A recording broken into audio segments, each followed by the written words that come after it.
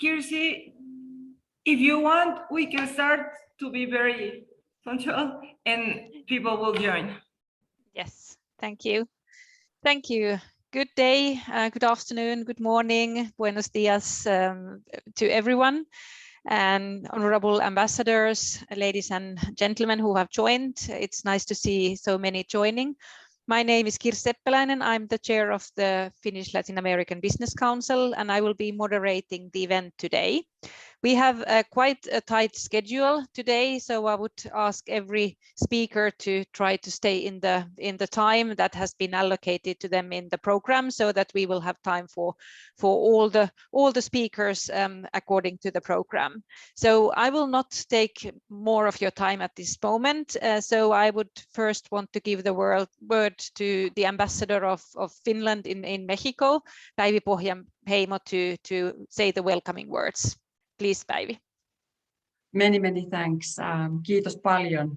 Ladies and gentlemen, dear representatives of Finnish companies, as well as other participants who join us today, welcome to this Doing Business in Mexico webinar organized by the Nordic Chamber of Commerce in Mexico, together with the Finnish Latin American Business Council. Please let me introduce myself. I am Päivi Pohjanheimo, Ambassador of Finland to Mexico and the head of the local Team Finland team here in Mexico, which includes the embassy as well as our colleagues from Business Finland. First of all, I would like to give a special thank you to Adriana Parra, the director of the Nordic Chamber, and to Anne Hatanpää, liaison manager in the Finnish Chamber of Commerce, for organizing this event. I am very delighted to open this session together with my dear colleague, Ernesto Céspedes, Ambassador of Mexico to Finland. Thank you also to Kirsi Seppäläinen, Chair of the Finnish Latin American Business Council, for moderating this event, as well as to all other speakers, Adonai Garcia from the Finnish company Mirka, Iker Jimenez from the Mexican Ministry for Foreign Affairs, Juho Ojuva from the company Mekitech, Enrique de la Fuente, Finland's Honorary Consul for Veracruz and CEO of Consorcio de la Fuente, and our Business Finland colleague Mikko Salonen, who will tell you about the supporting services that we in Team Finland can provide to Finnish companies wishing to enter Mexico. As many of you probably know, Mexico is a large and diversified market with a population of approximately 130 million and a GDP of almost $1.1 trillion back in 2020, despite the dramatic impact of the pandemic, which caused a decline of over 8% in the GDP the same year. To be strong with a growth of 5.9% in 2021 and 3% this year, according to figures from the OECD. Some of the key sectors providing opportunities for Finnish companies include ICT and cybersecurity, mining, manufacturing and energy industries, circular economy, as well as the health and educational sectors. For example, the manufacturing industry accounts for over 17% of the national GDP and receives around 60% of all FDI, while in the mining sector, Mexico positions among the world's 10 most important producers of 16 different minerals. Agriculture is also a sector of high importance, and technology-wise, Finland could offer valuable support to the local players. Currently, Mexico is the third most important trade partner for Finland in Latin America and Caribbean, after Brazil and Chile. We in Team Finland Mexico, of course, wish to further increase our commercial relations and introduce more Finnish companies and solutions to this country, while supporting Mexico in its aspirations for sustainable development and digitalization, which are important focus areas in many of Mexico's main industries. Today we'll have the opportunity to hear some interesting presentations regarding experiences of doing business in Mexico, as well as some important considerations related to this. I hope you enjoyed the upcoming session and find the provided information useful. Do not hesitate to contact us in Team Finland Mexico in case you have further questions or wish to receive support in the Mexican market. With these remarks, I wish to conclude my opening remarks and give the virtual stage to my dear colleague, Ambassador Céspedes. Thank you for your time and a warm welcome to everyone.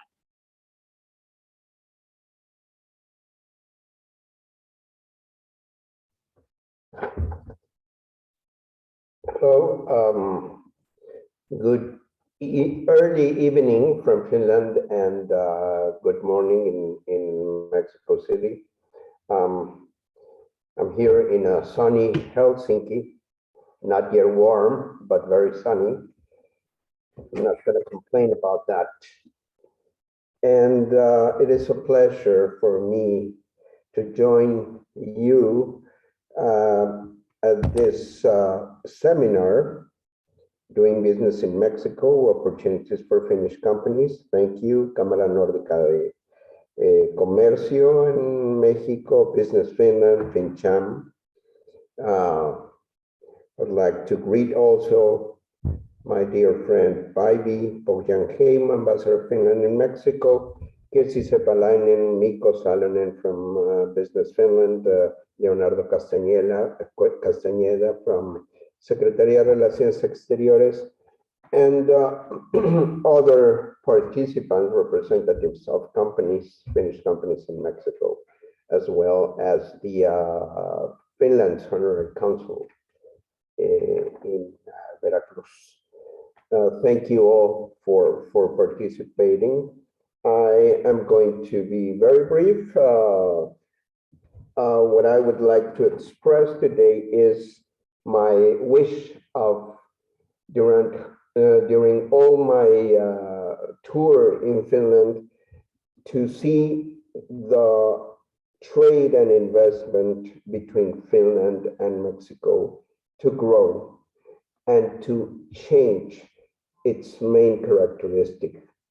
In my view, the relative modest trade, bilateral trade flows depend more on business cycles and short-term circumstances than on long-term planning and on the definite wish to integrate to the supply chains that Mexico is part of as a North American economy, part of a greater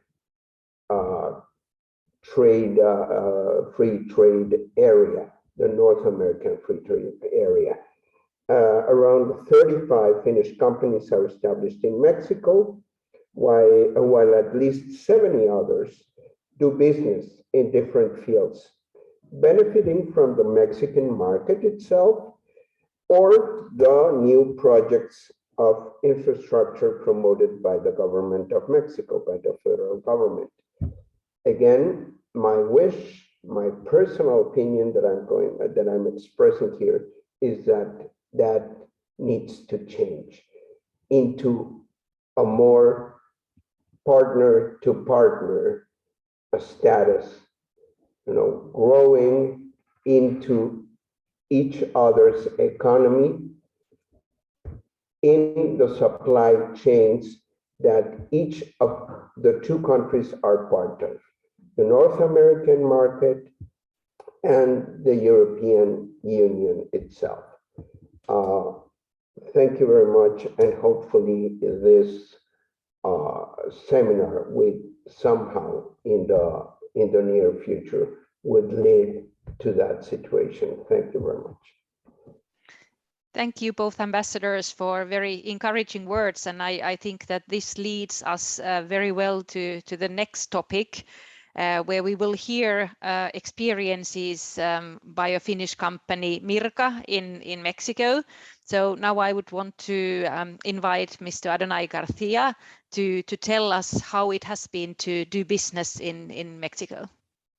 Yes, thank you. Thank you very much. First of all, I want to thank Ambassador Päivi and Business Finland, Ambassador Cespedes and his team, as well as the Finnish Latin American Business Council for agreeing to hold this webinar together with us. From the Nordic Chamber of Commerce, we are promoting these spaces to bring Nordic companies interested in investing closer to Mexico, and to share that there is an organized community of Nordic companies in Mexico to lean on. So let me show you a little bit of who we are and what have we achieved in Mexico as a Finnish companies in the country. I'm going to share my screen.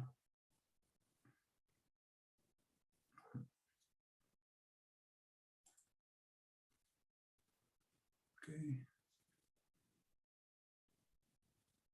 Can you see it? Yes, we can see it. Maybe if you can still put on the presentation mode. Yes. Yes, Can you now see the it's presentation? yeah, it's perfect now. Thank you. Okay, good. Just a little bit of who we are. We are an abrasive manufacturer, a great abrasive manufacturer with magnificent tools and polishing compounds for first finishing solutions. And we have global presence in 20 countries around the world with manufacturing of 90% of our products in Finland. And about Merca Mexicana, just in a nutshell, who we are and how we started the business. We started in January 1999 with one person, myself, as a salesman, initially from the United States, with a main focus on what we call the transportation sector, all the automotive original equipment manufacturing and their suppliers, all their tier 1s and tier 2s. 5 years after that, in October 2004, I presented the business case to our Finnish headquarters to start the company in Mexico. What was the objective of that? To expand to other markets in the country. So what we call core business sectors, which are some other markets in the country. At that time, we were 2 people in the company. The project was accepted, and finally the company was established in October of 2005 as KWH Merca Mexicana. And we were established as a subsidiary from KWH Merca Ltd, and we grew at that time to 4 people. The following year, in June of 2006, we started our formal operations, and we did our first shipment from our own warehouse as an outsourced surprise, as a third party. Some years after that, 2021, we have reached and grown to reach 7.5 million euros with strong results, a sustainable growth, and solid profitability to our headquarters. Nowadays, in the company, we are 40 people. Just to show you a little bit of the main sector that we are currently attending and working with, it's what we call the transport sector, the vehicle industry. And all of these companies nowadays are part of our customers in certain or a specific part of their process. We have presence over there. So the main OEMs in Mexico and their suppliers, some of their suppliers, like the ones I'm showing you here, are our current customers. We have also conformed and developed allies in Mexico. I'm pretty sure that some of names will be known to you. Some companies, especially paint companies that we have to ally with, have become very important and crucial to our operation in Mexico. And just to show you a little bit, we have had an average growth of 18.9% in the last 12 years. And this graph shows the sales growth that we have achieved, as long with the personal growth that we have achieved through all of this year, and our goals for this year, which is a 25% growth in sales, and we will add 4 more people to our team. And finally, we have had challenges, of course. We have milestones, which are in the country, bureaucracy, sometimes dishonest business practice and criminality. Of course, we are all aware of this, but we have been focused on concentrating ourselves in the advantages and of opportunities that as a Finnish company we have, which are high quality technology, innovation solutions. We are very customer centric, integrity, and of course, the happiness. Finland is one of the, if not the happiest country in Earth. And in Mexico, of course, an opportunity is the USA market, the proximity to the USA, of course, the 13 free trade agreements we have as a country, and all the different clusters that are in the country at this time. I talked to you, I showed you a little bit of the automotive, but we also have aerospace, electronic, medical, food and beverage. Of course, the qualified and low cost of labor, and at the end, the Nordic countries' image and reputation that we all have in the country. So thank you very much. Just a quick overview of who we are and what have we achieved. That's my presentation. Thank you very much again for this opportunity.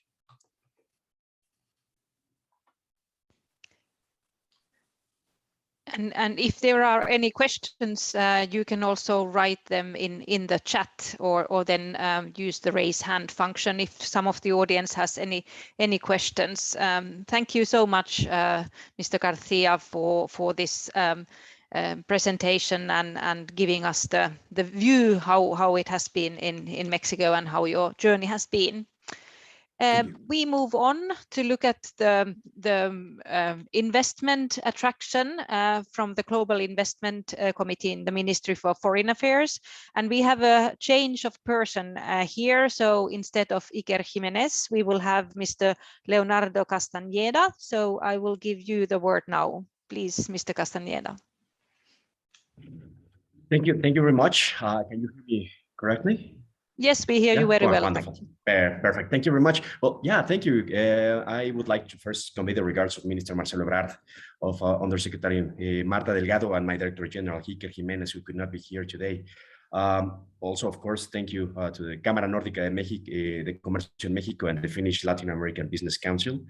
Ambassador Päivi Pukiankemo, Ambassador of Finland to Mexico, our Ambassador in Finland, Ernesto Céspedes, thank you very much, Ambassador, and of course, Mikko Salonen, the Senior Advisor of Business Finland.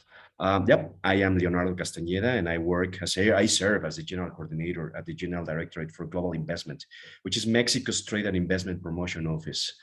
Well, Jiva, I believe I said that very bad, but I tried. Sorry about that. Today, I want to tell you about 4 platforms, 4 powerful tools that profile Mexico as a premier destination for investment in terms of profitability, in terms of flexibility, and also in terms of sustainability, a factor that was mentioned by both ambassadors at their intervention. The first one would be the Territorial Industrial Perspective Atlas for the Attraction of Investment, which we call the Atlas here at the Ministry of Foreign Affairs. So the question, what is this Perspective Atlas? Well, this is a document. It is a long-term strategy for the economic promotion and investment attraction of Mexico, which was designed by us, by the Mexican Ministry of Foreign Affairs, in collaboration with the United Nations Industrial Development Organization and also the United Nations Agency for Human Settlements. What does this atlas do?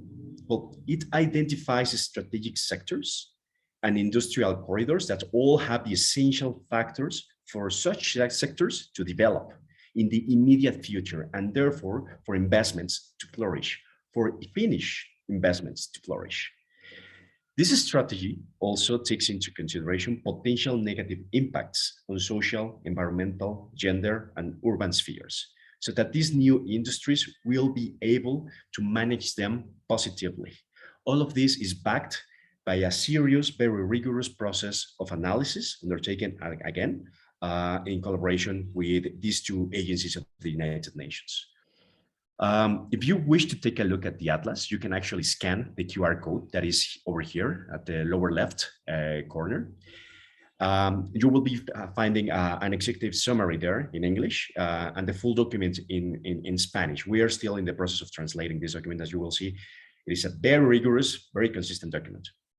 But what are the sectors that we identify? Well, first, as you can see on the bottom, the pharmaceutical sector, the manufacturing of wind turbines sector, the aerospace sector, the agro industry, with a particular focus on vanilla and the production of chocolate, and also the petrochemical products sector. And just as a reference, this is where the corridors are located. For example, in orange, you can find the petrochemical sector in the state of Tamaulipas over here. Let me say that this sector is located also in more than 300 municipalities all over the country, and they are interconnected with each other. What does that mean? That the petrochemical sector, although it is focused here in Tamaulipas, you will be finding municipalities that focus on the petrochemical sector in all the other corridors as well. In pink, we can find the aerospace sector located in 8 municipalities in the state of Chihuahua. In purple, you will find the pharmaceutical sector located in 17 municipalities of Durango, Sinaloa, and Zacatecas. In blue, over here, you can find the wind turbine sector located in 38 municipalities in Nuevo León, Coahuila, and Durango. And finally, in green, you can find the agro-industry sector located in 34 municipalities of Veracruz, Tabasco, and Chiapas. So what does this mean? If one of you is a representative of any of these 5 industries, these are some of the key locations where the municipalities have all the factors that you need for your investment to flourish, being the availability of providers, of tier 1, tier 2, tier 3 companies, logistical factors, the availability of universities, programs for innovation, human capital, etc. Now, I'm very conscious of the time, so I will be showing you just a couple of sectors that we have analyzed here and that we believe that have the potential to be of interest to the Finnish audience, to the Finnish business community. First, let's take a look at the pharmaceutical industry and the relation of what we found to the potential of Finland. So why invest in the pharmaceutical industry in Mexico? Well, as you can see, the global market registers an annual growth of 4.6%. Also, this industry represents 1.7 of the Mexican GDP and 9.8 of the manufacturing national GDP. The pharmaceutical industry is a key sector for us and for the world to face potential problems of COVID-19 pandemic and dangerous diseases. As a matter of fact, Mexico is undergoing right now a serious process to become the pharmaceutical hub for Latin America. The prospective atlas in this regard found that the proposed corridor has installed capacities to develop the industry, as well as a high demand on intermediate inputs and the potential coverage of international markets. Having said this, what are the opportunities for Finland in this sector? Well, Finland and Mexico have a common interest in innovation and research in pharmaceutical spheres. Both countries are home of transnational pharmaceutical enterprises like AstraZeneca in Mexico or Pfizer in Finland that brings them good expertise on the matter. We know that Finland is a pioneer country on digital health, a critical subject after COVID-19. This innovative branch is important for the proposed corridor due to our country's need to boost and enhance the public and health response against other diseases. Finally, the corridor is already validated by the United Nations Industrial Development Organization and UN Habitat by a solid methodology. So the investment had a great potential of success and to have a positive impact on the people near the corridor and also in the whole Latin American and North American market. This is the other sector that I wanted to tell you a little bit about, the aerospace sector. Why invest in the aerospace industry in Mexico? As you can see, the global market registers an annual growth of 3.1%. This industry is important for the chain value in North America, where Mexico is the 6th exporter of aerospace inputs to the United States, and it's the 12th exporter of aerospace inputs worldwide. In fact, this sector grew from 100 manufacturing firms and organizations in 2004 to around 370 by 2020. That tells you about the level of growth of the aerospace industry in Mexico. Now, the Atlas found that the proposed corridor already has 27 aerospace companies in Chihuahua, which is the highest concentration at the national level. Also, one of the main centers for research and development in science and technology is located there, the Center for Research in Advanced Materials, the CIMAD in Spanish. Having said this, what are the opportunities for Finland in this sector? Well, Finland has the opportunity to engage with all stages of manufacturing, innovation, research, and developing cycle of the aerospace cluster, with special emphasis in the North American market. In Mexico, we already have the installed capacities of the automotive sector, the industrial platform of the automotive sector, which are totally complementary with the aerospace industry due to the matching the manufacturing processes. Finally, there are 5 Mexican states that register manufacturing activity in this sector, included Baja California, Chihuahua, Querétaro, Nuevo León, and Sonora. Therefore, we believe that Finnish companies should take a look at this aerospace corridor that we are proposing. Should you have any other questions about the potential, the benefits of these corridors to companies interested in any of these 5 sectors, please send us a message. We will be more than happy to tell you a little more about it. Now, we were also asked to take a quick review of the foreign trade promotion programs. I will tell you about IMEX, which is the Manufacturing, Maquiladora, and Export Services Industry Program.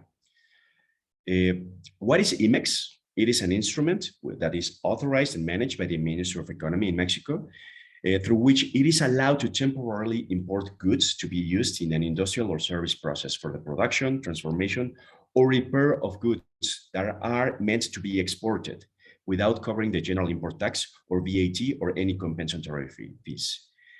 Who is this designed for? IMEX is aimed at legal entities that already have set up a shop in Mexico and that have established the main administration of their business or if its effective management headquarters over here, and that are taxed in accordance with the income tax law. It has several modalities, 4 of them actually, and we believe that this information will be useful for you. First, the controlling company, and this is for when the manufacturing operations of a certified company and 1 or more control companies are integrated in the same program. The industrial, which is when an industrial process of elaboration or transformation of goods is destined for export, and this is actually carried out. The services, when services are performed for export goods or export services that are provided solely for the development of activities which are determined in a very solid list of the Ministry of Economy, and they are subject to the prior opinion of the Ministry of Public Finance and Credit.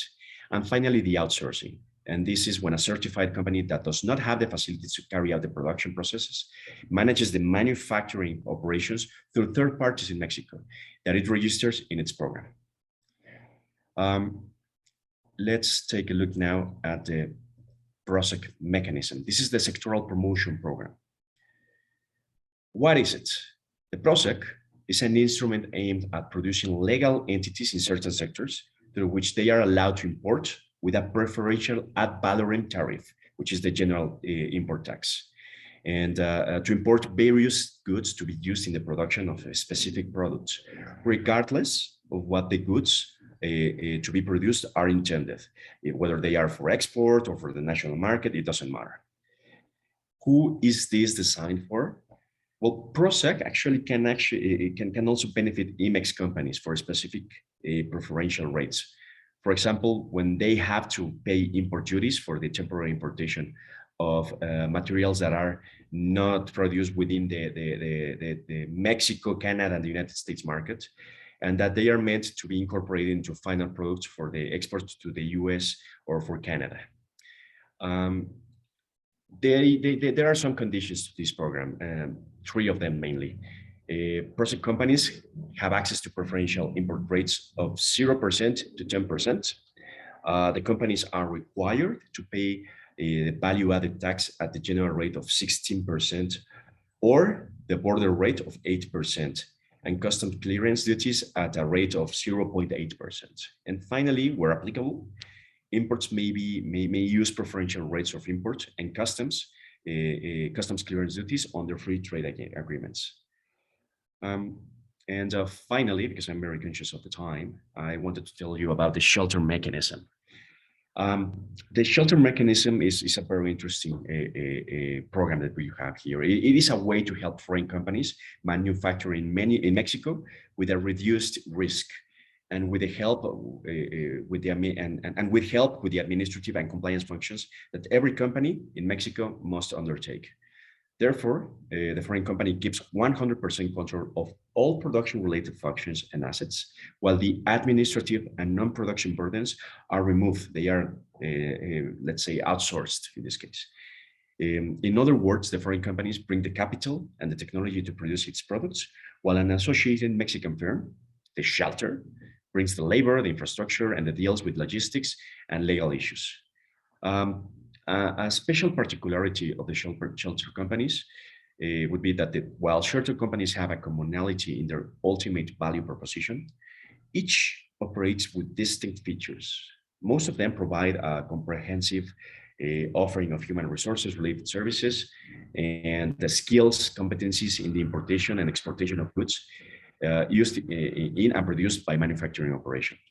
Some of the benefits considered here are time saving and avoiding any risks, because the shelter partnerships have the advantage of offering a quick startup of operation, as the entity, the shelter, is already established in Mexico.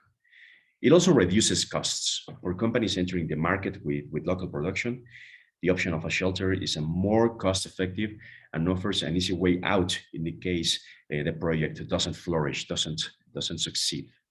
And finally, in terms of the value-added tax, shelter companies usually work under an IMEX program. But under this mechanism, a shelter company, machinery and equipment that are imported are not required to pay the 60% VAT. This is essentially my presentation. I'm sure there are some questions. In case you want to ask anything about the Atlas, I'm more than happy to take some of time. For any questions regarding the IMEX Shelter and Process Program, we suggest you send us a message with the characteristics for your company or the interest of the particular activities that it undertakes, so that we can actually provide you with a clear, complete, concrete answer. That's all on our behalf, and we will be more than happy to have any further meetings, comments, or questions. Thank you very much. Thank you so much. This was a lot of information and very, very relevant and interesting. So thank you so much. I think that it was very valuable for all the participants participating in today's meeting. Thank you so much, Mr. Castañeda. We will, there are no questions, at least for time being, but we have some time for discussions in the end. So maybe there will be some more questions then. We will move now to another experience, sharing of experiences in Mexico from the company Mekitech, and I would give the word to Mr. Juho Ojuva. Yes, thank you so much. I also try to be conscious of the time and share my screen, but thank you so much for having us here. Yeah, sorry, I still need to give some preferences before I can share my screen. In the meanwhile, I don't know if I have to. I actually might need to reopen before I can share screen. So if possible, just wait one moment.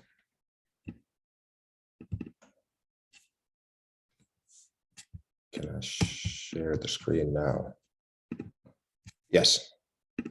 Excellent. Everybody can see? Yes, we can see it. Thank you.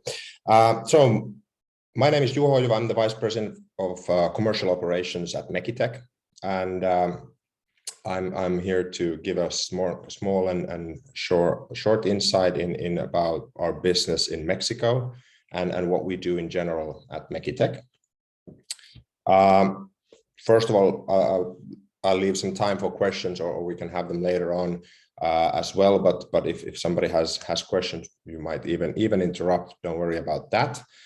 First, regarding Mekitech and X-ray technology, what we do, we are a Mekitech company doing X-ray systems for the food industry, and we do equipment that guarantee the safety of food products before they reach the consumer. So they are part of the production lines.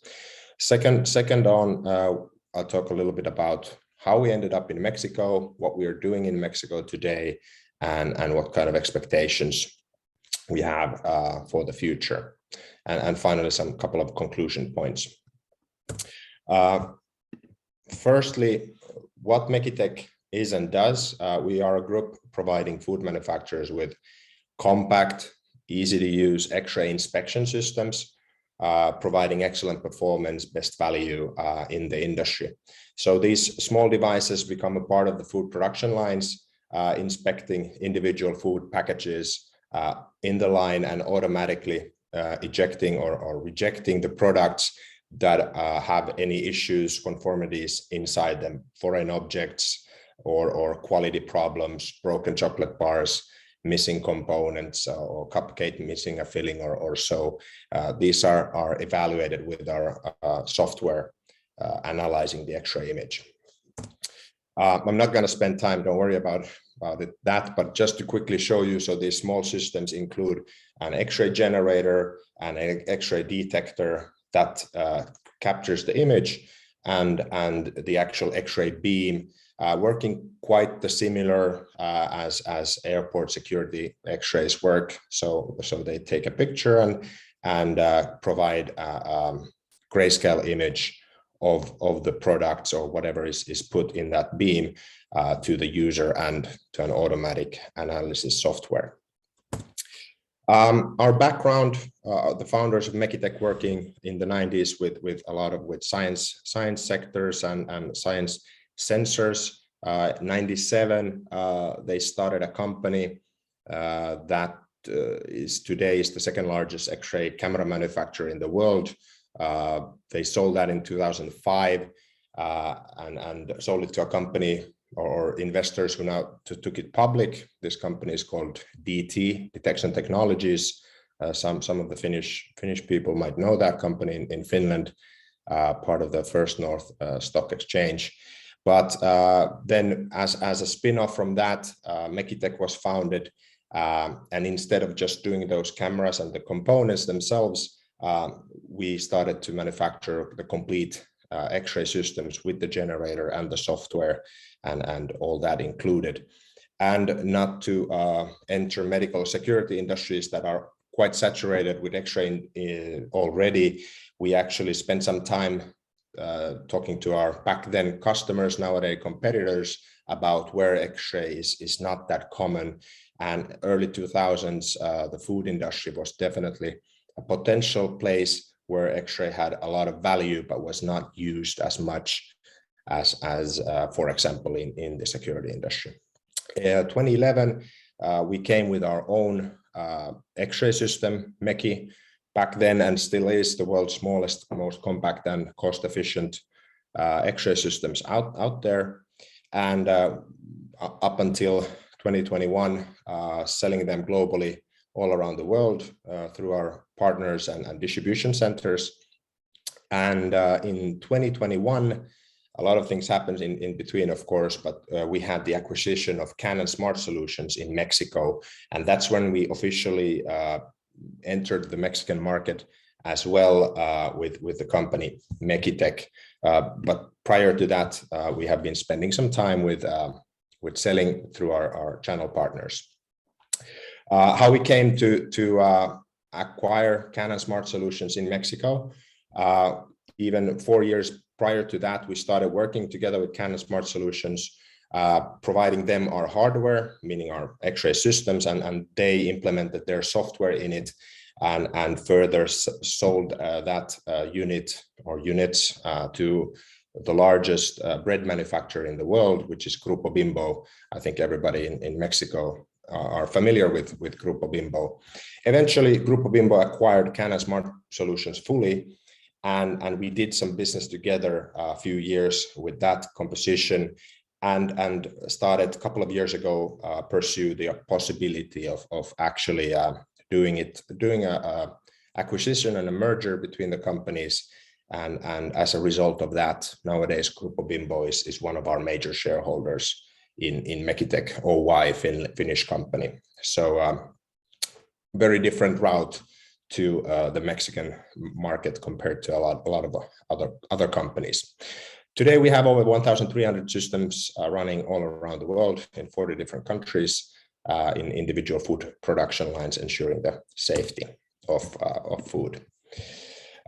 So after the acquisition, we have now 70 employees globally.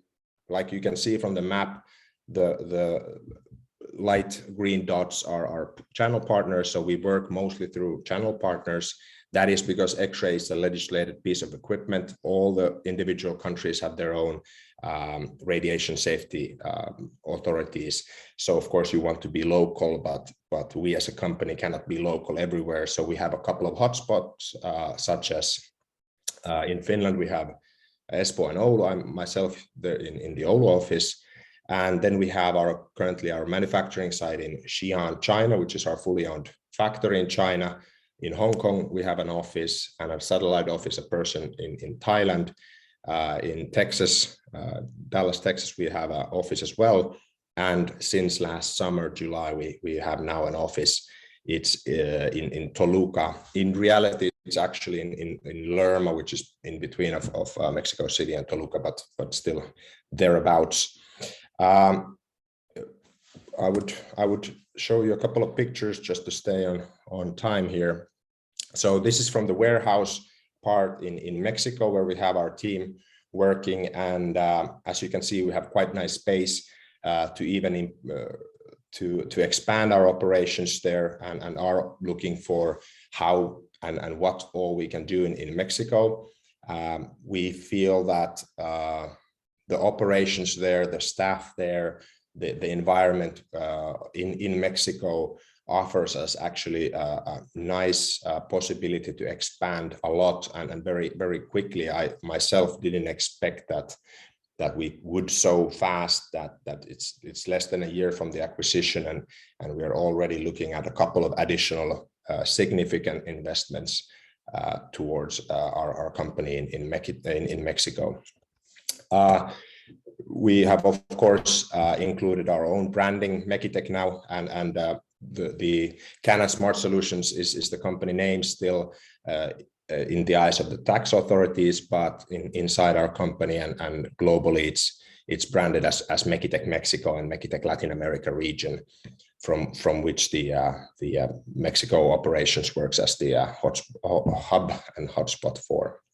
There you can also see our X-ray system being tested by our staff in Mexico. We have also software development, of course, as inherited from the deal. So we do a lot of software development in Mexico for this piece of equipment. So conclusions, I would say that we had a very unique opportunity to enter the market. We needed a central place for our Latin America business, and we couldn't do that from the US. And how it eventually even turned out is that Mexico, being now much stronger than our operations in US, will most likely also support the operations we have in the States. It works very nicely together, but we needed an own location, and this opportunity had a very low entry barrier, and we immediately pursued it. It wasn't easy, but took a lot of time, but it was well worth it.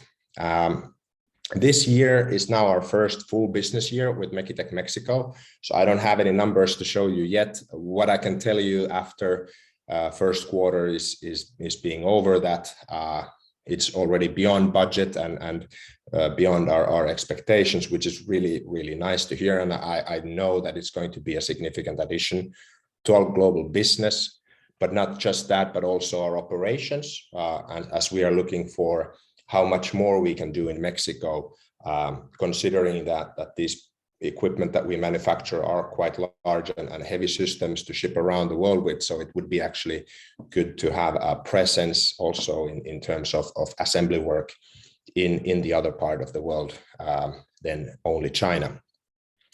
It allows us to further build our business in the region. So we have now managed to also recruit a local distributor inside Mexico, who has operations all around Mexico, working for the food industry and selling our equipment. We of course have mostly installations with Grupo Bimbo as an part of our business, and came together with Canon Smart Solutions merger. But now we're looking at installations also outside of Grupo Bimbo in Mexico. What is the most significant change for Mekitech global operations is that even though I'm always reminded that, remember, it's not that short of a trip from Mexico to, for example, Chile, but it gives us actually a much better presence in the complete Latin America region, which was something that we knew we were lacking before this, and we couldn't pursue any businesses in Ecuador, Chile, Brazil, so forth. But now that we have a local distribution center in at least the same time zones and regions, we can definitely do that. I want also, before ending, I want to mention and thank the Finnish Embassy and Business Finland for helping us both in Mexico and the Americas regions, because, like said, these are highly regulated pieces of equipment. So it's sometimes very valuable for us to get some help with export, import, or logistics counseling, or finding the right marketing partners locally, both in Mexico or outside that, as well as other partners. So it's been a lot of help, both from the embassy and Business Finland. And I might add that also I feel that it already after a couple of visits felt like coming home, because Grupo Bimbo has taken us as a part of their business, so to say. So they are helping us out. So I feel that we get so much support that also encourages us to make more in Mexico. But that concludes my short presentation about what we do. Very short time in Mexico, so no, can't give you any growth numbers yet. But maybe next time I'm here, I could do that. Thank you. Excellent. Thank you, Juho. It's very nice to hear from a success story like that. And I can hear that you are really excited about the additional opportunities that you will have there. So very nice to hear. I would have one short question still. You still have a quite short period in Mexico, but what would you say that what was the main challenge? What was most difficult as a Finn to enter to the market? I would say that it's the same entry barrier as when we would enter any other market too, that where can we find the right know-how, the local staff, and also whom to trust and whom not to trust, and so on. So but that is something that you always eventually know what's going to happen, but it takes some time. But with these operations and with this merger we did, we got, I would say, also quite lucky with that. But I was a little bit worried about that if we would actually get the necessary contacts to push the business further. But that's definitely something we got, and I think Grupo Bimbo played a big part in that, helping us. Another of course, another entry barrier is a little bit the language for myself. I would need to spend some time learning more Spanish, but I promise to do that as well. Yeah, that is always very important. So you get to really talk and discuss with the people. So I fully share that view with you. But thank you so much for the presentation and sharing your experience. It was really nice to hear.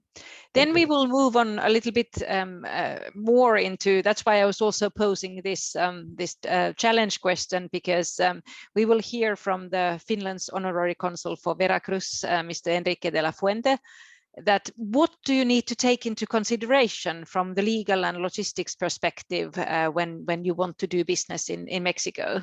So please, Mr. de la Fuente.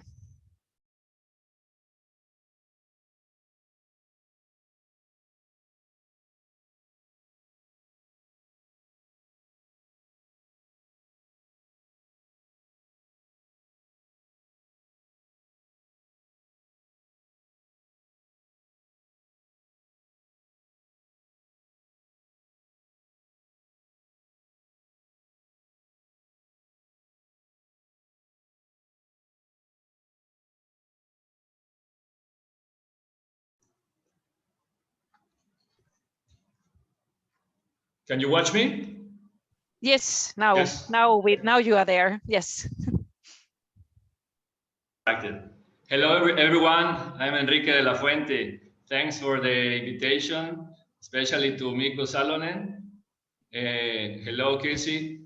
I salute also my friend Ernesto Céspedes. And well, or since the time is very short, I want to go directly to the point. As some of may you know, I'm the honorary consul of Veracruz, and also I own a business of logistics and customs broker in the area of Veracruz. We also have offices in Altamira, which is another port in the Gulf of Mexico, in Tamaulipas, also in Manzanillo and Laredo, which is in the north border with the United States. Well, as I have learned in the past with dealing with the Finnish, I want to be very simple, serious and practical with my presentation. Also, I want to put on the table that I am a lawyer.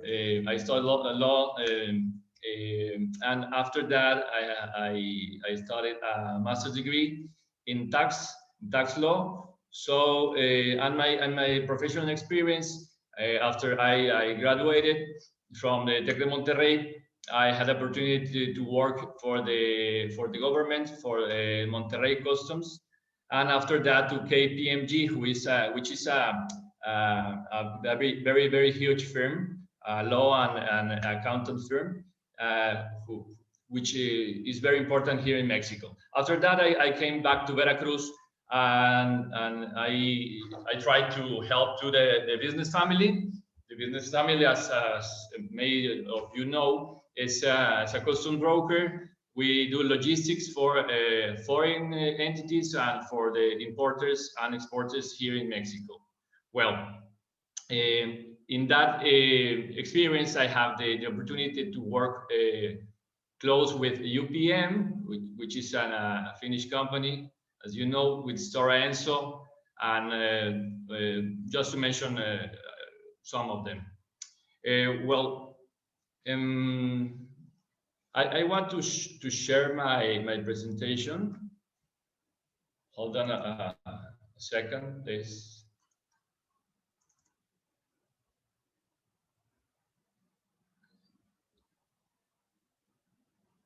Hold on a second.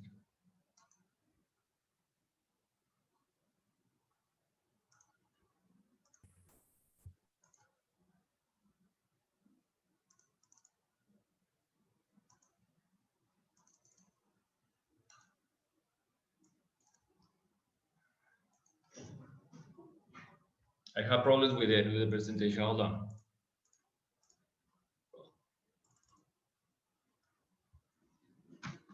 Well, I don't know what is happening, but I cannot change the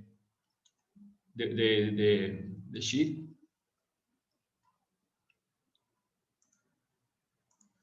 I'm sorry.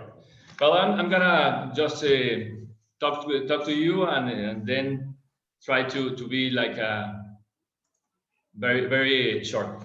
Well, my first advice when someone asks me what do I have to know to enter to the Mexican market in terms of logistics, customs, and law and regulations, I answer very quickly.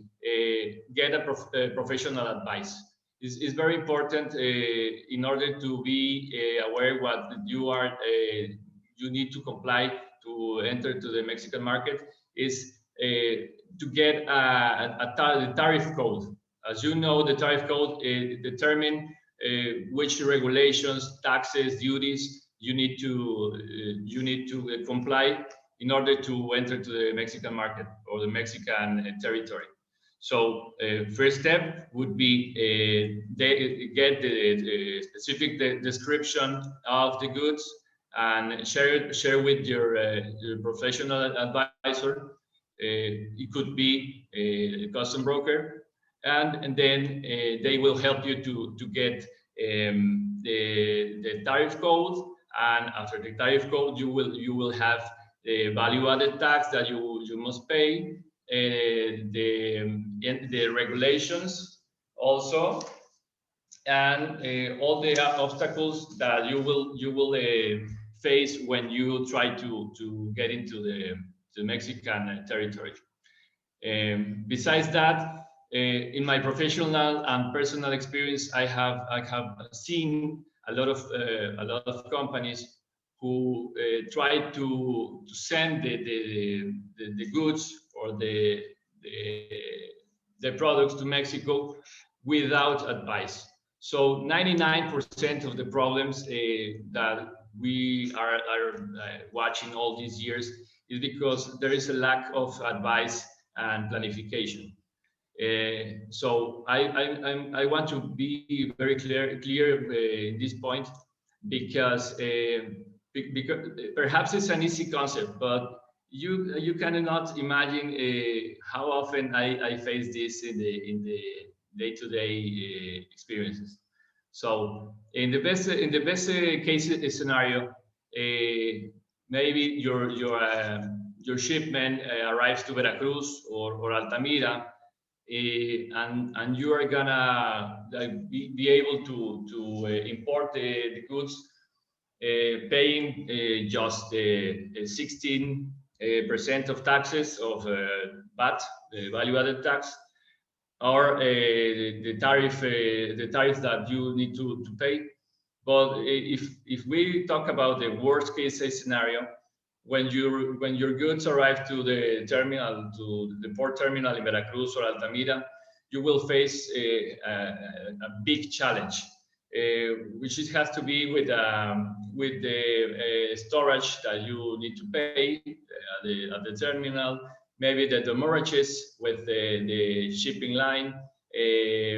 Maybe you are not able to comply a specific regulation like the norms, the standard regulations, and that would be a very bad experience for you. And maybe at the end of the day, you will lose the most important thing, that is the relationship with your customer. So again, my first advice would be, please get professional advice before you send the shipment to Mexico. Okay. The second step would be, as a foreign entity, to understand that to go into or to jump into the Mexico territory, you have three options. And that's what I want to share with you here in the presentation. Hold on a sec.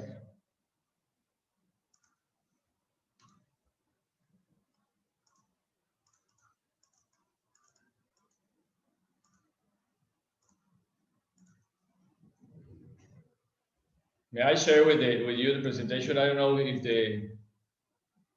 you have the option to do it. What's happening?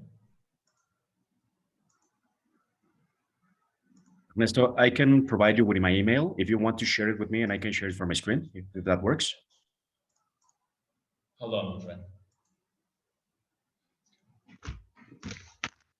You can send it to my email. 1 second.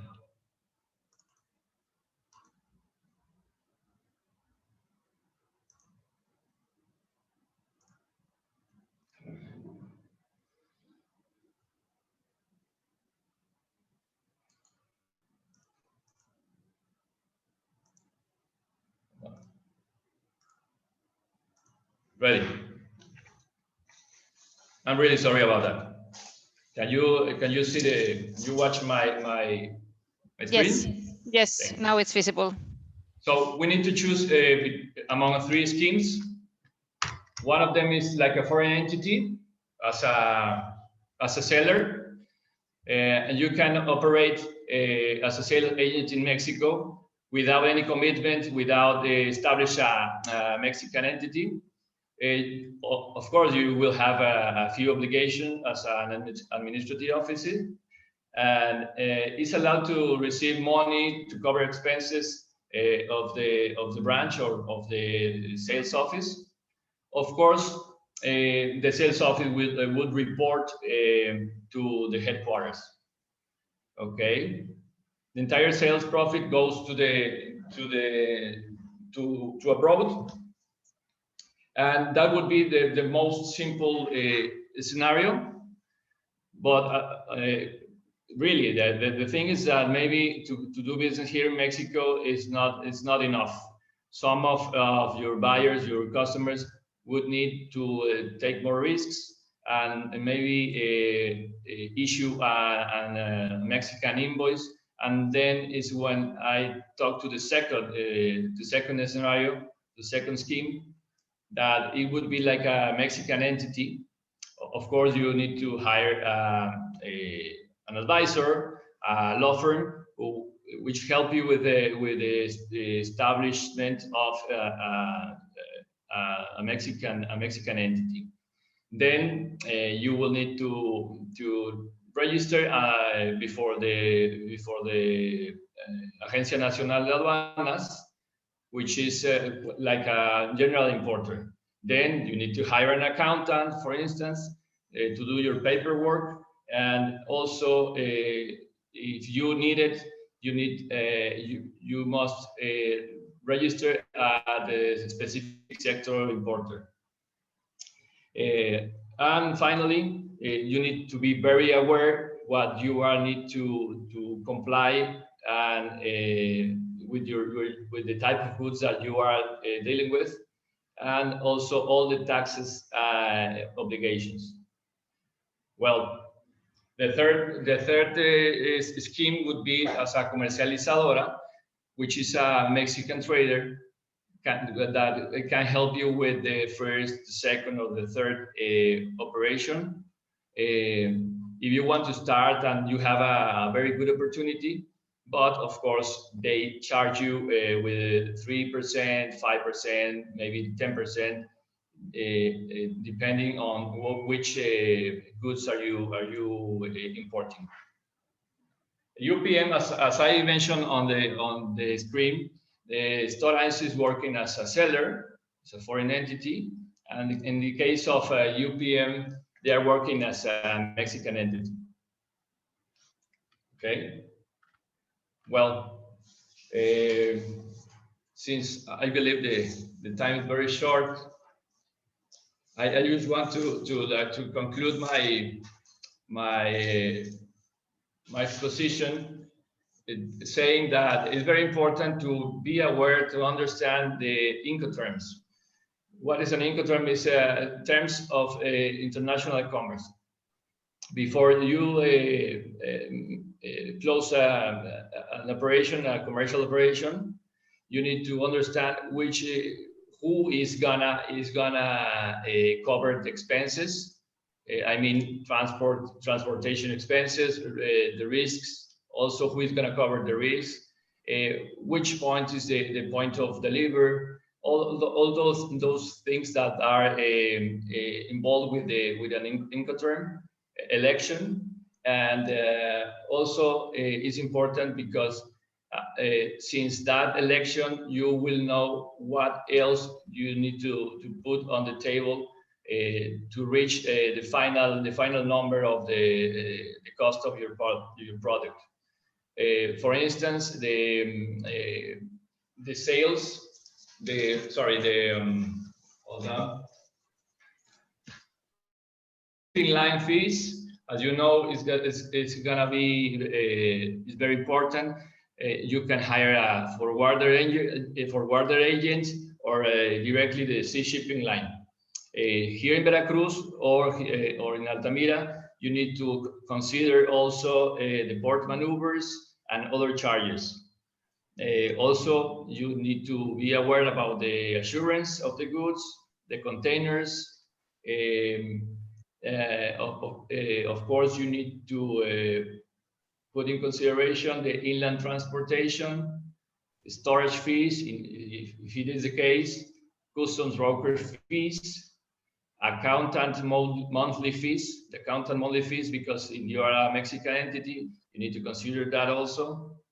And if you choose the comercializadora option, the fee that the comercializadora is gonna charge.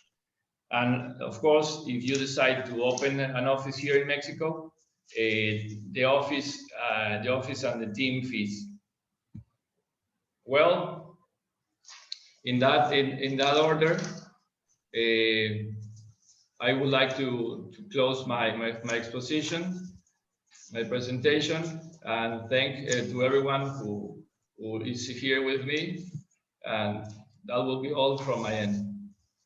Thank you so much, Mr. De La Fuente. I have one short question related to these three different schemes. Would you say that sort of the choice that you make between the schemes is also dependent on the volume of your business, how big the business is? Yes, that would be a main factor, but not the only one, because for instance, Stora Enso is working.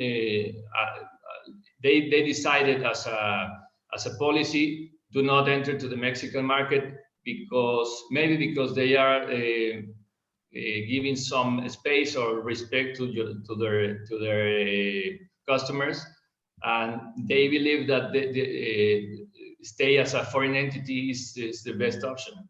Maybe that would be the answer, but for instance, I cannot say that for Stora Enso is smaller than UPM here in Mexico. Both of them, they have a huge market here.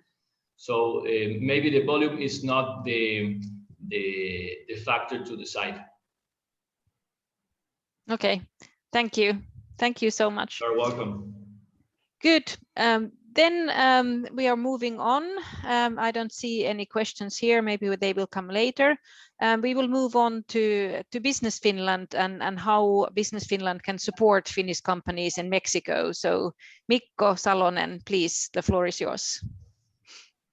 Thank you very much, Kirsi. Yes, now I will start sharing my screen. Can you see my screen now? Yes, I can. Great, thank you very much.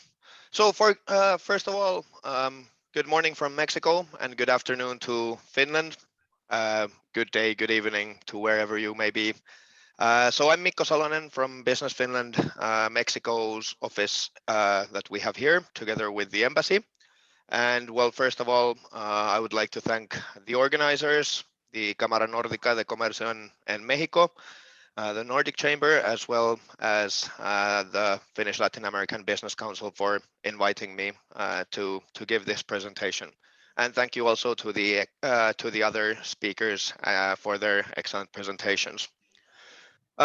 First of all, I'd like to start by quickly introducing Team Finland Network, as it is very relevant for any support we can provide in the local target markets, as we work so closely together. Then I will share a few facts, very brief presentation on Business Finland as an organization, and then go forward with the services or support that we can offer to Finnish companies wishing to enter foreign markets. I'll go through the introduction part quite quickly, so we can leave some time for the questions and answers or discussion. But first of all, when it comes to Team Finland network, so Business Finland is one part of the Team Finland network. I will show the actors or the organizations included in a moment. And first of all, Team Finland is a network that works as an accelerator and supporter of international growth and Finnish exports. So that is one or the main goal that we have as an organization. We basically serve all Finnish companies that wish to go global, depending, of course, of the company's also size, capabilities, and readiness to go abroad. But all Finnish companies are our clients anyways, or potential clients as well, at least. And one also of our key focus areas is positioning Finland as a source and let's say example of continuous innovations that have a global impact. And one of the main areas is sustainable development here. And additionally, we also attract international investors and experts, talents, also tourism to Finland. However, that is more a work that our colleagues in Finland do. And basically, Team Finland brings together all the public internationalization services, and we provide services together as joint efforts. And some examples of these are, for example, the Team Finland Market Opportunities, which can be found in www.marketopportunities.fi, and the Team Finland visits, which are usually either might be ministry led or simply business delegations, as well as also delegations towards Finland by foreign entities. But here you can see the core members and the partners of our network. So in the center in the circle here, we can see the main actors of the Team Finland network. Let's say the focus organizations. Business Finland works or operates under the Ministry of Economic Affairs and Employment of Finland. Then we have here the Ministry for Foreign Affairs, of course, including all our embassies in the local target markets. We have Finnvera, the Export Credit Agency, which can, of course, give great support to companies in some export or foreign trade deals when it comes to credits, and let's say can work as a risk sharer with the companies. Then we have the Centers for Economic Development, Transport and the Environment, better known probably for the Finnish people as the ely-keskukset, as well as the TE-palvelut, which are the employment and economic services in Finland. Additionally, we have a lot of these partner organizations with whom we work very closely together also, especially in some focus areas, some countries and some sectors. When it comes to Business Finland and our, let's say, our objectives, our purposes of existence, in a general level, we wish to generate prosperity for Finland by accelerating our customer sustainable growth globally. The three areas where we focus a lot is economic growth through, of course, through exports, Finnish exports, promoting them, and also bringing investments, tourism, etc. to Finland. Competitiveness, we help our customers, that is Finnish companies, to improve their competitiveness by several services that we can provide. I'll go through the services later on. And as I already mentioned, sustainability is a key area for us, and one of the foundations with which we work as a Team Finland network, and especially as Business Finland. Here, in total, Business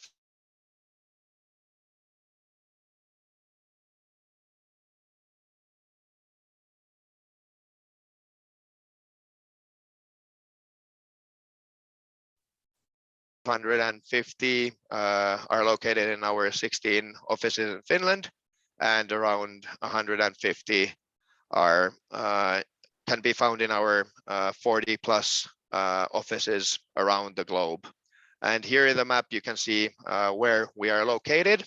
So for example, when it comes to Latin America, we are in Mexico City, in Lima, Peru, in Sao Paulo, Brazil, and in Santiago de Chile. And additionally, we have a long-term consultant in Colombia, as well as commercial counselors working together with us in our embassies in Buenos Aires, Argentina, and in Brasilia. Next, when it comes to the services that we provide to companies and groups of companies, so the internationalization and funding services that we provide, they can be for individual companies, but they can also be for groups of companies. And we can also provide R&D funding for joint projects, for example, between R&D organizations and commercial companies. And of course, we also support the building of ecosystems, and we give different types of services for these ecosystems in Finland.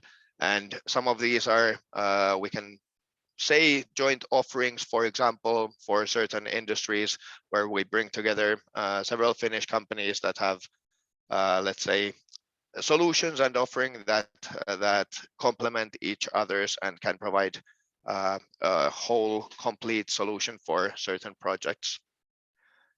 When it comes to our customers, as I said, pretty much every single company in Finland can potentially be our customer. Also, all the research organizations, especially in cooperation with companies, are very important customers for us. For example, VTT is an organization with whom we work very closely together. And then the public organizations in Finland are also relevant for us. At a global level, we can support foreign travelers and travel organizers when it comes to tourism promotion in Finland, as well as international companies and investors looking to enter or invest in Finland. Once again, these services are more focused in our offices in Finland.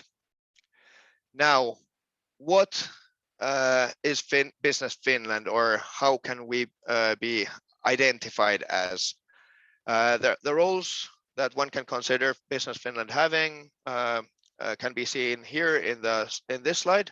And when it comes to our global network or offices in the target markets, I would say that maybe the most relevant ones are can be door opener, networker, market knowledge expert, supporter, and also coach in some aspects. The financing services and the innovation services are more focused to our offices in Finland once again. Now, to go a bit more into detail when it comes to the services that we provide, you can see here a list of the main or most important services. So especially the advisory services for internationalization. These can be, for example, support on defining the correct or most relevant markets that a Finnish company should consider entering. Because of course, many times also companies may struggle a little bit in understanding which markets would be the most relevant for them, for their solutions, for their offering, and of course also which companies can be, or which countries, I mean, can be easier to enter for these companies. Of course, also coaching on sales pitches, on defining the correct business models in the target markets, as well as understanding for example, the profiles of the most suitable commercial partners are services that we can provide here, both in Finland and here in the global network.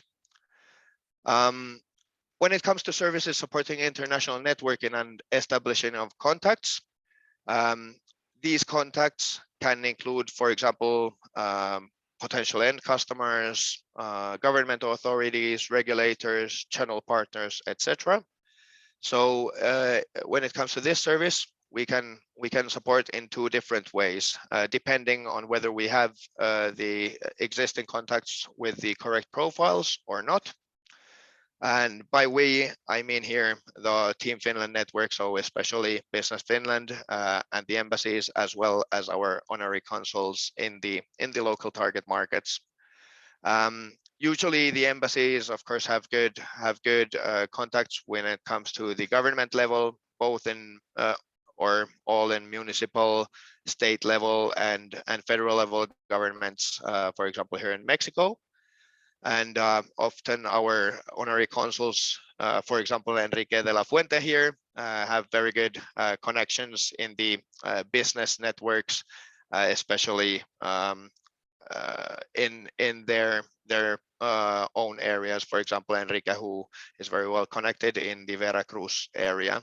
And of course, when it comes to logistics and customs services also. And if we in Team Finland have these relevant contacts for you, we can support you by introducing you directly to these contacts.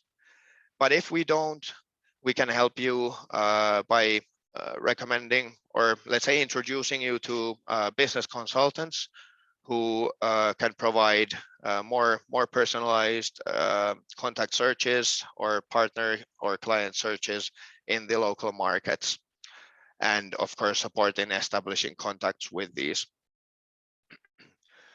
Regarding the funding services facilitating internationalization, Business Finland has several different kinds of funding vehicles. So as I mentioned, the innovation and R&D support, we have funding for these areas. But for the internationalization efforts, we can provide funding, especially, for example, for hiring external services in the local markets, e.g. The business consultants that I just mentioned that can provide detailed and personalized partner searches or market studies in the focus countries. We can also provide funding for hiring international talent, and so on. So there are several funding vehicles, and of course, feel free to contact me, and I would be very glad to provide you with more details regarding these. When it comes to the information and advisory services on markets and the operating environment in the target countries and opportunities on international markets, here, as I mentioned, we have the market opportunities service together with the embassies, and we also offer services or advisory on local business culture, let's say the do's and don'ts on doing business in the local markets, and also we have a lot of general level market studies, for example, on the market environment or on certain sectors in the target markets that we can share with our customers. And as mentioned, we can also introduce you to the business consultants to provide or to conduct more personalized and focused market studies. Then the guidance on barriers to trade. This can be related to the business culture, but can also be related to, for example, to certain industries where there may be some regulations or restrictions that may prevent Finnish companies from entering. But also we can provide you with information from the trade agreements that the local target markets have with Finland or with the European Union, for example. Then the last two services, tourism promotion and the attraction of capital investors and companies investing in Finland. As I previously mentioned, these are more focused to our offices in Finland, but of course we work in close collaboration with our colleagues there also regarding these areas. Now just to quickly show you the network we have here in Latin America. So regarding this event, of course, the most relevant contacts are these in the upper left corner of the slide. So the Mexico team We have here Luis Lucatero, who is our strategic advisor and the lead for Latin America when it comes to these international business innovations, which were previously known as mega opportunities. They are related to very large scale projects in the local markets. Then Juan Pablo Romero, he is our senior advisor focusing on telecom, cybersecurity, digitalization, and defense industries. Patricia Ceja, our colleague for energy, circular economy, and education-related topics. And then myself, who mainly focus on the manufacturing, mining, smart mobility or logistics, and healthcare sectors. And I personally also oversee our activities in the Caribbean region. Patricia and Juan Pablo are more focused in the Central American region. And we all, of course, focus in Mexico mainly. Then we have our Team Finland coordinator and our commercial affairs and first secretary, Hanna Eunap from the local embassy. And then the rest of the Team Finland team here in Latin America, you can see in the slide also. Heidi Virta on the top right corner. She's our head of region for the whole Latin America, and she was actually located here in our Mexico office until last year's January when she moved to our Sao Paulo office. But with this, I would like to conclude my presentation. And as previously mentioned, please feel free to contact me or whoever of our Latin America team if you wish to have more information or if you wish to request any kind of support here in the local target markets, of course, especially in Mexico and the Central American and Caribbean region when it comes to our office. But thank you very much. And now I'd like to give the word back to Kirsi and probably advance to the possible discussion and questions and answers section. Yes, thank you so much, Mikko. So does anyone have any questions to any of the speakers? You can also just speak up. We are not so many if you have some questions.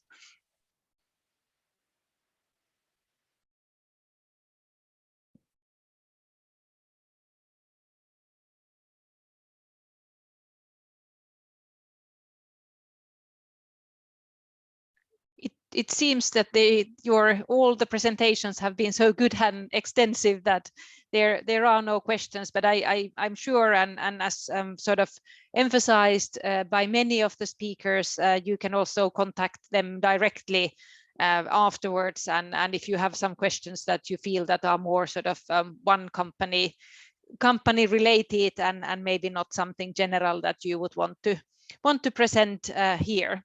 And we are also yes, please, Mr. Canedo. Lena, yeah, Kirsi, thank you very much. Yeah, we will be sending you our PowerPoint presentation, and I believe that perhaps it was a lot of information. All the speakers were incredible. So certainly the companies will have some questions, and from the Mexican Ministry of Foreign Affairs, we are open and eager to support any business endeavors. We see a lot of complementarities with Business Finland. Mikko, that was an excellent presentation, and I believe that we should be working together closely in order to make all the Finnish endeavors and investments flourish in Mexico. As you have seen, we are an ideal platform for your investments, both in Mexico and for the region. So we are more than happy to do that. Yeah, and there's someone questioning that can we share the data and will there be a recording shared? Yes, this event has been recorded and the link will be shared afterwards.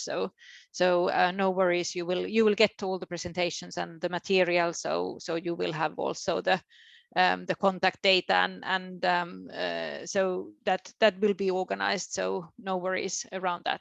Yes, Lauri Tähtinen, you have a question. Yeah, I was just thinking before we go. I mean, I'm just wondering about the general orientation.